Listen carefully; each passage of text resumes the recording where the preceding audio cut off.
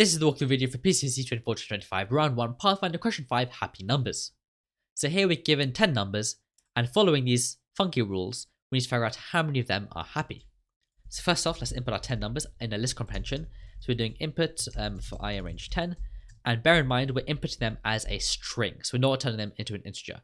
And that's because we don't actually care what the number is, we just care about the length of the number. Okay, so our final answer is going to be how many numbers are happy, so that starts off as 0. And so now we can go through each num in nums, and we can say if len num is bigger or equal to 3, well then happy increases by 1. But if len num is equal to 2, then we need to follow a different set of rules, because this is only happy if the previous number was happy. So we should create another variable called previous that initially starts off as 0. And every time we hit a happy number, previous can become happy itself. And therefore down here that lets us check to see if the previous was happy. So previous is equal to 1, which is the same as just saying if previous is true. Then this number is also happy. And if this number is happy, then prev should be set to 1.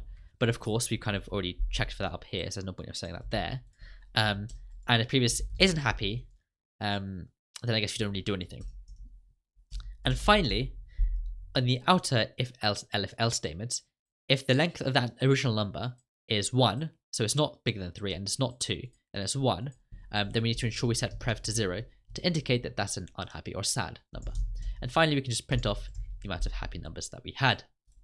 So I think the key with this problem is just using this prev variable to store the previous happiness, or the happiness of the previous number, which we can then use for this case.